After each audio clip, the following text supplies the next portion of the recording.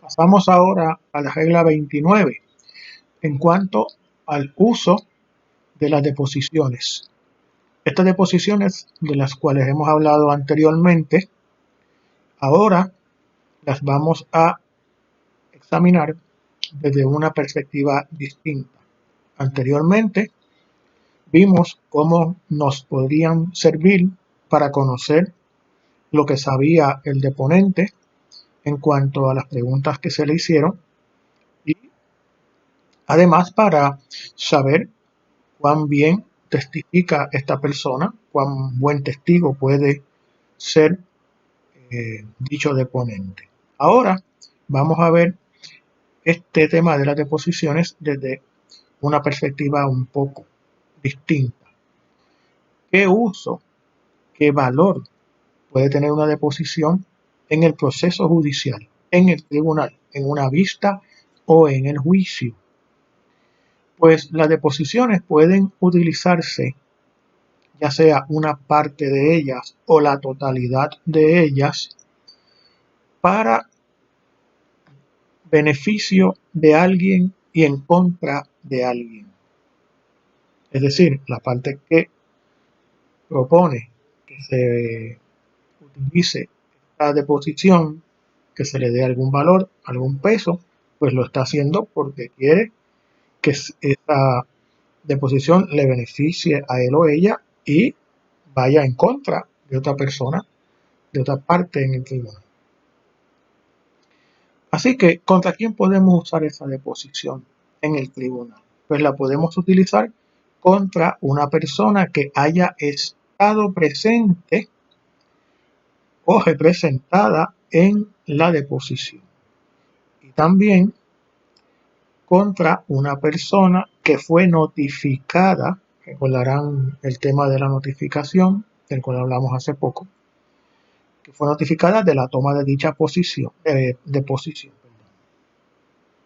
Así que las personas que estuvieron presentes en la deposición o pudieron estarlo, porque fueron avisadas y notificadas de que se iba a llevar a cabo, pero no fueron por motivos, pues pueden ser personas contra quienes se utilice la deposición. ¿Para qué se puede utilizar la deposición? Sabemos que en contra de alguien, pero ¿cómo? ¿Cuál es el mecanismo? ¿Para qué? Esa deposición se puede utilizar, en primer lugar, para contradecir, para impugnar el testimonio del deponente como testigo en el tribunal. Si él dice una cosa ahora en el tribunal y había dicho bajo juramento anteriormente otra cosa en la deposición, pues son dos versiones encontradas, ambas bajo juramento, pues una es cierta y la otra no. Así que eso nos serviría para impugnar el testimonio de esa persona, su credibilidad. Ahora dice una cosa, antes dijo otra. Como les decía, una puede ser cierta, pero la otra no, o a lo mejor ambas son falsas. Como quiera, estaría ante una situación en la que ha estado mintiendo bajo juramento. Podemos usar la deposición también para cualquier propósito. La regla 29 es muy amplia para cualquier propósito que tenga la persona que propone el uso de la deposición contra la parte adversa en el procedimiento. En cuanto a este tema, hay que entonces mencionar cuál es el requisito específico.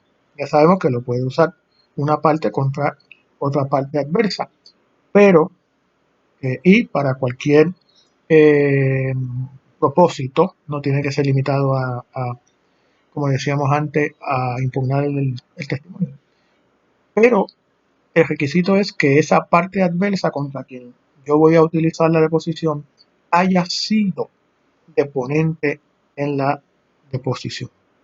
¿En qué otras circunstancias podemos utilizar la deposición, pues lo podemos usar en caso de que ya el deponente no esté, haya fallecido, por ejemplo. Y pues lo único que tenemos es la deposición que hizo, pues tenemos entonces que plantearnos si la usamos. Desde luego, es una situación excepcional.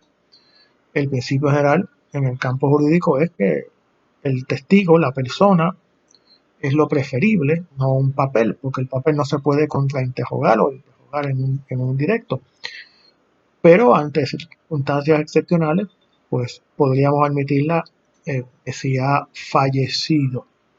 De igual forma, si es muy oneroso para el deponente comparecer al tribunal porque, por ejemplo, tiene una edad avanzada, está incapacitado, eh, está enfermo, en esa situación, pues igualmente podríamos solicitar la admisión de la deposición. También si la persona no está en el país, la persona se fue, pues bueno, no está presente, lo que tenemos entonces es su deposición y en esos casos pues podría admitirse la deposición a menos que, esto es importante, a menos que la ausencia de ese deponente fuese motivada por la parte que ofrece la deposición. Es decir, era un testigo mío y yo le dije, vete, sal del país. Y bueno, si yo causé esa ausencia, pues ahora no puedo venir a pedirle al tribunal que admita la deposición para que no tenga nadie la oportunidad de preguntarle al testigo allí en vivo. Además, eh, la otra posibilidad sería que no podemos conseguir a esta persona, conseguir su comparecencia a pesar de haber sido citado. Pues bueno, la persona fue citada, pero no aparece, no se sabe de de su paradero. También podemos decir que por la vía de la excepción podría admitirse la deposición en una situación de estas tipo general que concede amplia libertad, amplia discreción al juez, y es cuando haya unas circunstancias excepcionales que la regla no las define y sea en interés de la justicia. Ya hemos visto anteriormente que este tipo de disposición se encuentra muy comúnmente en las reglas. Si una parte ofrece solamente un fragmento de la deposición durante el juicio, la otra parte le puede exigir que presente cualquier otra parte que no haya presentado, de la cual no quiere hablar, pero que su parte adversa entiende que es pertinente, que es relevante y que también debe ser admitida. ¿Qué sucede si ha habido una sustitución de parte? La sustitución de parte, como recordarán, la vimos en la regla 22. Sucede en 4 ocasiones que vimos entonces: por muerte, por incapacidad, por cesión de interés y en el caso de los funcionarios públicos que abandonan, que cesan en sus puestos o cargos y son sustituidos por otra persona que viene a ocupar dicho cargo. En esos casos de sustitución de parte se puede usar la deposición previamente tomada, no hay ningún problema con ello. ¿Y qué sucede si el pleito es sobreseído, es decir, desestimado? Y luego se presenta una nueva acción, un nuevo pleito sobre la misma cuestión con las mismas partes o sus representantes, porque pudiese uno haber fallecido y entonces se iría contra su heredero, digamos. En esos casos, igualmente se pueden utilizar las deposiciones que ya se habían tomado. Vamos entonces a la 29.2, las objeciones a la admisibilidad. En una vista o juicio, un procedimiento judicial, una parte puede objetar que se admita en evidencia una parte de o la totalidad de una deposición. ¿Por qué? Por cualquiera de los motivos que tenemos en nuestro ordenamiento jurídico, específicamente en las reglas de evidencia, por los cuales se puede excluir el testimonio de una persona en un tribunal cuando está testificando. Pasamos ahora entonces a la 29.3. ¿Qué pasa cuando hay unos errores? Se cometen algunas equivocaciones en la notificación o durante el proceso de tomar la deposición. El principio general es que casi en todo caso o situación se va a entender renunciada la facultad, el derecho de hacer un cuestionamiento, de levantar algún tipo de preocupación, de objeción, de cuestionamiento, de impugnación. Pero vamos a ver cómo funciona. Si hay alguna equivocación, algún problema con la notificación, se entienden renunciados los derechos que pueda tener la parte afectada por ese defecto o problema en la notificación, a menos que se entregue prontamente una objeción por escrito a la parte que hizo la notificación, que fue defectuosa. En cuanto a la capacidad de la persona que toma la deposición, si hubiese algún tipo de problema, de objeción, dicha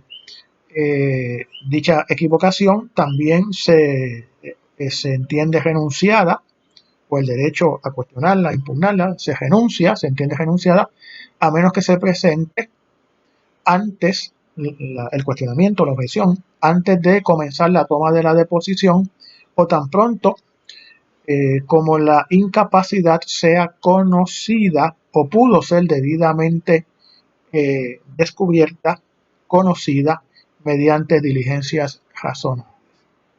Pudiera haber también problemas durante la toma de la deposición, por ejemplo, en cuanto a la competencia del testigo o la admisibilidad de testimonio. En esos casos no se renuncia al derecho a objetarlo por no presentarse antes o durante la toma de la deposición, a menos que el fundamento de la objeción pudo haberse obviado o eliminado, el problema que había pudo haberse eliminado de haberse presentado, planteado la objeción en aquel momento. En el examen oral pudiera haber alguna objeción en cuanto a la manera en que se tomó la deposición, la forma de las preguntas, la forma de las contestaciones, el juramento o afirmación, la conducta de las partes, errores que hayan podido ser obviados o eliminados o subsanados si se hubiese objetado prontamente. Así que se renuncian a menos que se hubiese presentado una objeción durante la deposición. Las objeciones a la forma de preguntas escritas se renuncian también a menos que sean notificadas por escrito a la parte que las propuso durante el plazo o dentro del plazo que establece la regla. Las objeciones en cuanto a la tramitación de la deposición, por ejemplo, transcripción, errores en la transcripción o en la reproducción del testimonio, o de la forma en que se preparó, se firmó, se certificó la transcripción, también se entiende renunciadas a menos que se presente una moción para suprimir la deposición dentro del plazo que establece la regla.